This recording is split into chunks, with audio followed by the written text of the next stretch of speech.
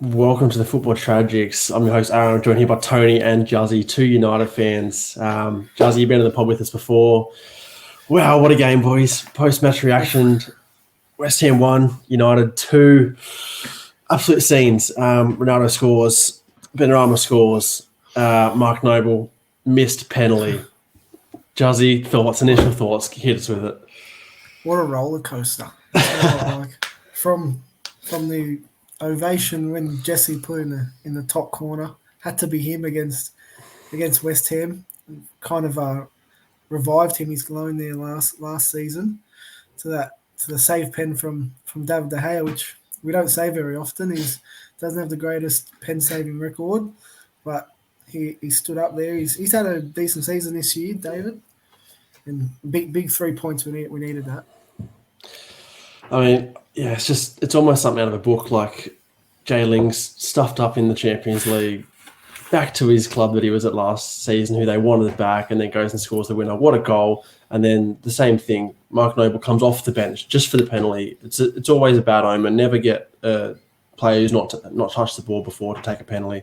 De Gea saves it. First one since the 2014-2015 season, apparently. So, I mean, you just can't write this stuff. Like, honestly, it's unbelievable. Tony, we'll get into the lineups now real quick. I know you wanted to touch on those. What were your thoughts? How do we have so much firepower? We've got Pogba, who's arguably on his day one of the best centre mids in the competition, and we're playing Fred and McTominay in midfield and forcing Pogba to play left when you've got Martial, Sancho, Lingard, who can play out there if he has to, and somehow Fred gets in the lineup.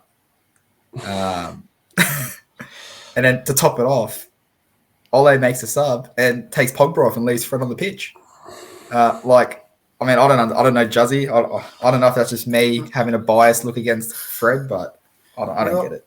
I understand. I think the thing with United and Fred, there's no other midfield that can do the role Fred does.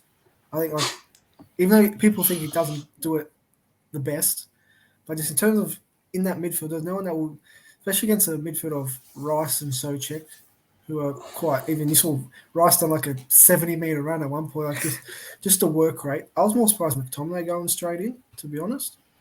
I think Pogba just works best. Like off that left, him and Bruno just roam around the field. I was surprised because I thought the first half he was really good, Pogba. Second half he was starting to look a bit tired and he was getting a bit sloppy on the ball. He looked quite sloppy the other day in the Champions League. I was not surprised he came off. And then Fred ends up coming off anyway. But I think the work he does is he's just gonna end up getting back in that team.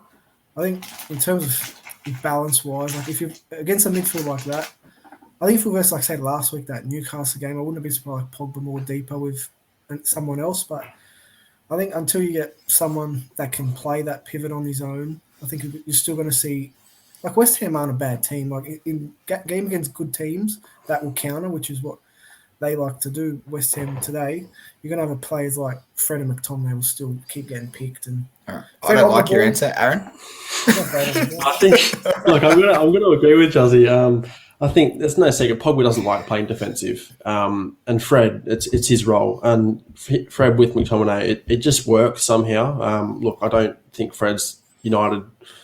He's not cut for United, but with him and McTominay, they seem to work together, and I think that's the only way Fred makes that team is if he's got McTominay next to him. You've seen games where he's with Matic, and it's not good. Pogba, yes, I don't think he's best on the left, but like again, Juzzy said, him and Bruno, they just rotate, they just roam. They've got that free role there. But yeah, look, you've got a lot of firepower. It's no secret that you create chances. Ronaldo had a few himself. Greenwood probably couldn't get into the game as much as he'd like to. He did try, but yeah, I think the reason Sancho probably didn't start is just because he's been poor. And always maybe having to justify the fact that I can't just keep starting someone to being poor. Let's give someone else a chance. But yeah, look, he came off the bench and he probably didn't get involved as much either. But it was a tough game to get involved in. West Ham played quite well. I'll give West Ham credit.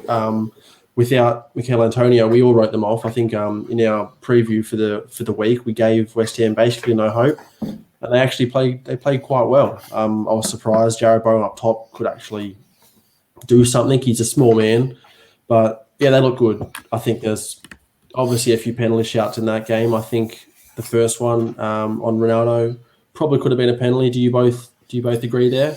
No, I thought the second one more than the first one. I thought the first one was quite a heavy touch as well. I think if someone said which one would you say, especially the new rules that are in now, I thought the second one was more of a penalty, the Kurt Zuma one, I think than the first one. with that, you look at the like you watch both replays. I think you look at the first one, you think that that's a penalty on pitch. Then you look at the replay and you can maybe think, all right, it's not. The second one, you think it's a good tackle, and then you look at the replay and you think, he's not got the ball, he's got the player. I think we sit here now like taking the win.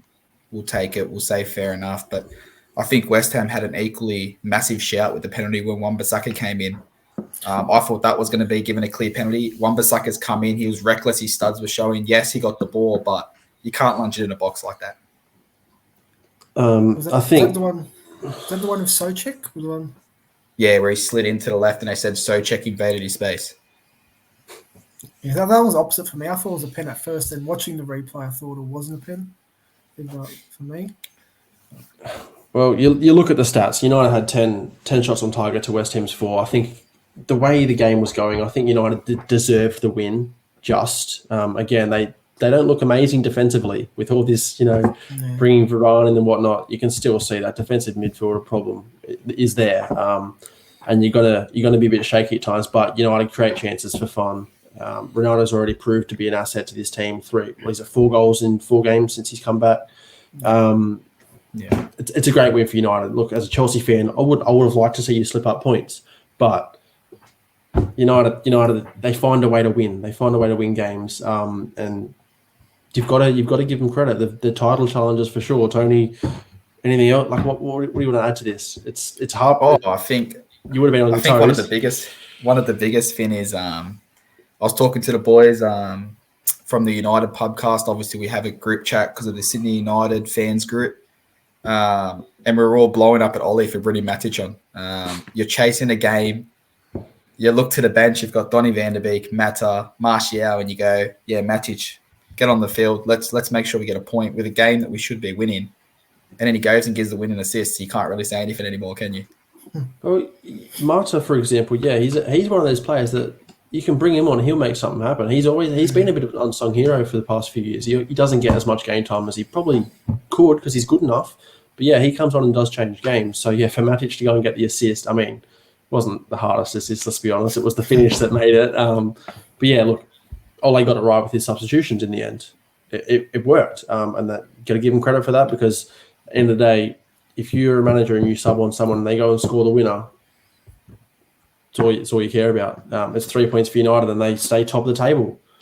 Anything to keep Liverpool not top. No, Liverpool jump us, I think, on goal difference. Yeah. Oh, that's heartbreaking. That's all right. We'll go and beat Spurs in about 5-0 in about half an hour and then we'll go top. But Juzzy, do you want to add anything finally?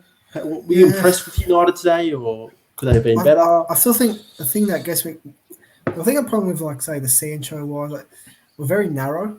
I think we still Greenwood his start of the season was very good playing through the middle. I know he plays well on the right when he gets a bit of space, but all our players, our wide men, like to push through the middle a bit, especially Pogba. We don't really have. I thought maybe Sancho, because he came on and pretty sure he was on the left. I would have chucked him on the right just for a bit more width. I think that's when we kept getting attacked. We kept getting attacked because Shaw pretty much our left winger, and that's how we just kept getting vulnerable there. But I think width has always been a bit of our problem, especially with. I still think Shaw, even though you call him an attacking fullback, he doesn't have. I still don't think he's got the greatest of deliveries. Then you got as well as you say, Wan-Bissaka. He wasn't too bad today. He put in a couple of good balls at the time, but he's not I think if you want to play like a Tellez and Delo, they're probably not as good defensively as Shaw and Wan-Bissaka, but you'd probably get that more delivery. I still think they're getting used to. I think of Ronaldo's runs. I think you see today. I think they were kind of just pumping the ball in at times more than having a look where he is. And there was one point. I think it was Wan-Bissaka. He just put the ball. There was no one in the box. It was a good ball, but there was no one there. I think now that's what they're trying to do. Just whip the ball in at times. I think it'll come. There's a lot of new players in there, like with the Varane and Maguire combination too. Hopefully that builds. A bit sloppy. Maguire at the end of the game, he looked a bit tired, bit of some sloppy pass at the end of the game. And then early in the game, he done. Sometimes I think players and teams want to just play out from the back all the time. Like instead of just putting the ball out for a throw in, like you saw. I think he's done it a couple of times. Like he just want to try and get to the goal. He start playing out. We don't want to throw in here, but you rather throw in and get your players back than a mistake for a goal. Like you put that against a better team. Like if you had West Ham played well, even Jared Bowen played well, but they couldn't finish. They created. Like if Mikel Antonio's there with the form he's in, he might have grabbed a goal or two with some of the chances. If Antonio's there, he scores that shot with the one you're speaking about when Maguire turns back to De Gea. If that's Antonio, he's put it in the top left corner, and we're down 1-0. We go down 2-0. The game's over. Yeah. Obviously, massive shout out to West Ham. They put in a great effort. Like we said, none of us really gave him any hope on the pod. And yeah, we got away with 3 points, but you got to do that if you're going to make a run towards a title. Yeah, it definitely shows West Ham's resilience. They maybe can do something without Mikel Antonio. But yeah, look, that probably feel a bit hard done when they couldn't get the draw out of that game, because I think the longer the game went on, they probably thought, yeah, we can do this. And then as I said, the penalty, you just never give it to someone off the bench. It's a fact. I don't care if he's your club captain. Italy won the Euros because they did that, and now this has gone and happened. So if you're playing against one of my teams, let it Italy won the Euros because England brought on 2 players off the bench, and they both exactly. So if you're playing against my team, bring someone on to take a penalty. Fair. Understandable, but look, thanks for jumping on, boys, real quick. There was a crazy game to review. We could probably sit here for hours and break it down, but we want to keep it short and sweet. Probably review it a little bit more in the match day reaction. But yeah, thanks for joining us, and we'll see you again soon. See you guys. Go De Gea.